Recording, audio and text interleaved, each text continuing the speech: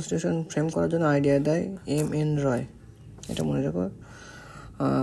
এবং সেই আইডিয়া ফলপ্রসূ হয় আগস্ট অফারে 1940 সালে ব্রিটিশ অ্যাকসেপ্ট করে ফার্স্ট টাইম। এই দুটো মেন প্রধান কারণ পড়ার জায়গা এটা। আচ্ছা, ফাইনালি ক্যাবিনেট মিশন নিয়ে আসা হয় ইন্ডিয়াতে এই কনস্টিটিউশন অ্যাসেম্বলি আইডিয়াটা ফলপ্রসূ করার জন্য। ঠিক আছে। আচ্ছা, পরবর্তী ক্ষেত্রে পরের পয়েন্টে চলে এসো। কী বলছে? November 1946 under the scheme formulated by the Cabinet Mission, constitution assembly Cabinet Mission দিয়ে ফর্মুলেট হয়। আচ্ছা, ফিচার্স, এখান থেকে এই কোয়েশ্চেনটা আসে, কতগুলো সিট ছিল? 389টা। আর বাদ বাকি অতগুলো জানার প্রয়োজন বা মনে রাখার প্রয়োজন নেই। আচ্ছা, তারপরে বলা হচ্ছে এখানে ইম্পর্টেন্ট পয়েন্ট হলো, এর পরের পয়েন্ট এসো।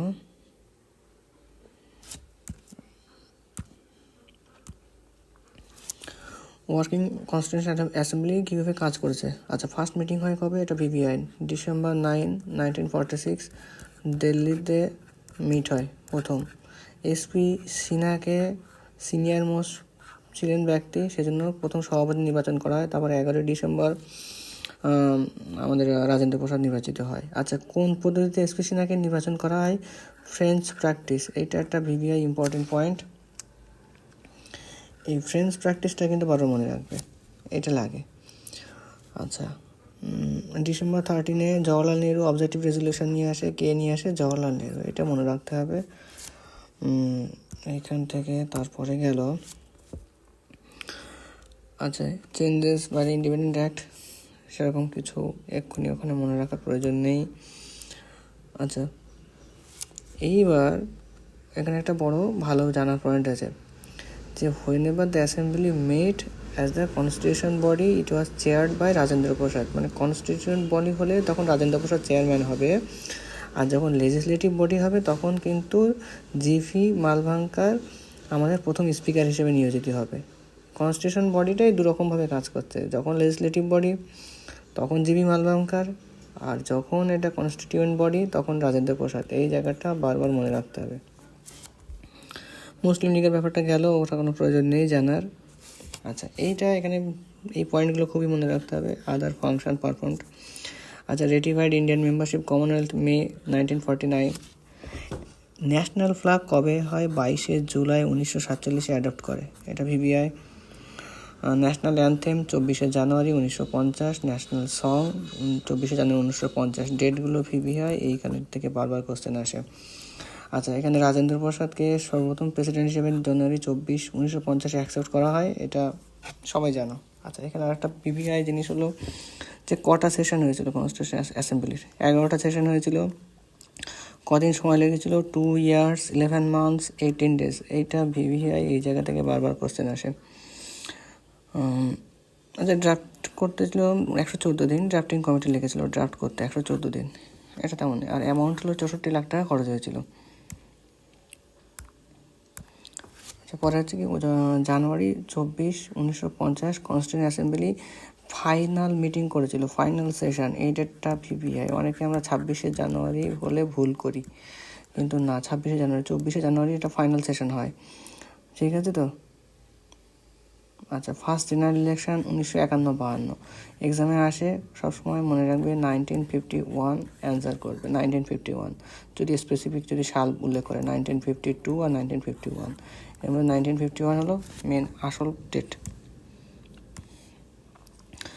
আচ্ছা, committee of the constitution assembly, এবার কী কী কমিটিতে আছে সেগুলো একটু মনে রাখতে হবে। Union power committee Jawaharlal Nehru, constitution committee Jawaharlal Nehru, provincial committee Sardar Vallabhbhai Patel, এটা VVI, এটা পড়ে।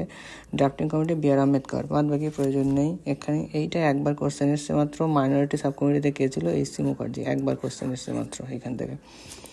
আচ্ছা, মাইনর কমিটিতে তেমন কিছু নেই, শুধুমাত্র হাউস কমিটি থেকে মনে রাখবে বি পট্টাভি সীতারামাইয়া, হাউস কমিটি, আর তেমন কিছু নেই ওখানে। অ্যাডহক কমিটির প্রয়োজন নেই। আচ্ছা, ড্রাফটিং কমিটিতে কতজন মেম্বার ছিল? 7 জন। এইটা বারবার মনে রাখবে, এটা কিন্তু পড়ে যে কজন মেম্বার ছিল। BR Ambedkar chairman. আচ্ছা, এই যে এই জায়গাটা WBCS বেশ কয়েকবার কোশ্চেন আসতে দেখা গেছে যে এই এন মাধব রাও কাকে রিপ্লেস করেছিল, বিএল মিত্তিরকে। টিটি কৃষ্ণমাচারী কাকে রিপ্লেস করেছিল, ডিপি খৈতান। এই দুটো জায়গা কিন্তু মনে রাখতে হবে, এই দুটো জায়গা মনে রাখা ডাব্লিউবিসিএস এর রেসপেক্টে প্রয়োজন। আচ্ছা, এবার ড্রাফটিং কমিটির কী কী কবে কীভাবে প্রকাশ হয়েছে সেইগুলো জেনে রাখলে ভালো, না জানলেও কোনো অসুবিধা নেই। Drafting committee took less than 6 months to prepare the draft. It all sat only 141 days. আচ্ছা, এনঅ্যাক্টমেন্ট অফ দ্য কনস্টিটিউশন কীভাবে ক্ষমতা এসেছিলো বা আমাদের এফেক্ট আসলো কী করে।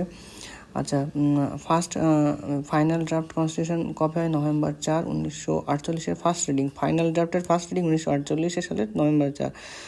আচ্ছা, 5 দিনের জন্য সেশনটা হয়। সেকেন্ড সেশন কবে, সেকেন্ড সেশন হয় November 15, 1948-তে। আচ্ছা, এইবার এই third reading draft started November 14, 1949, এটা মনে রাখতে পারবে, এটা প্রশ্ন আসতে পারে। Declared as past 26 November 1949 pass হয়েছিল, এটা ভিভিআই। কবে পাস হয়েছিল এই ডেটটা মনে রাখবে। Constitution adapted November 26, 1949। প্রিএমবেল ছিল কটা, একটা। 395 আর্টিকেল, 8টা শিডিউল, এই জায়গাটা ভিভিআই, এইগুলো মনে রাখতে হবে। আচ্ছা, বি আর আম্বেদকর কী বলা হয়, মডার্ন মনু, ঠিক আছে তো এটা। আর একটা বলা হয় father of the constitution of India, এই প্রশ্ন দুটো আসতে পারে।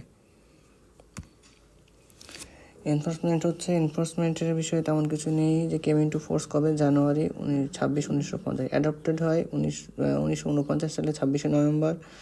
আর কেম ইন্টু ফোর্স জানুয়ারি 26, 1950। জানুয়ারি 26 কেন নেওয়া হয়েছিল, 1930 সালে পূর্ণ স্বরাজের দিন, সেই দিনটাকে রেসপেক্ট করার জন্য। ব্যাস, তারপরে কোশ্চেন গেল। আচ্ছা, এক্সপার্ট কমিটিতে জওয়াহরলাল নেহরু চেয়ারম্যান ছিলেন, শুধু এইটুকু মনে রাখলেই হয়ে যাবে, আর কিছু না। এইবার যে কোশ্চেনগুলো আমার দেখার জায়গা, আমাদের ক্রিটিসিজম কে কী বলছে। এইখানে ড্রিফটিং কমিটি বলছে কে, ড্রিফটিং কমিটি আমাদের বলছে নাজিরউদ্দিন আহমেদ, এটা মনে রাখতে হবে। আচ্ছা, আরেকটা জিনিস এখানে জানা আছে যে উইনস্টন চার্চিল বলছে যে ডমিনেটেড বাই হিন্দুস, ঠিক আছে। এই বডি অফ হিন্দুস এইটা বলছে উইনস্টন চার্চিল, এটা মনে রাখতে হবে।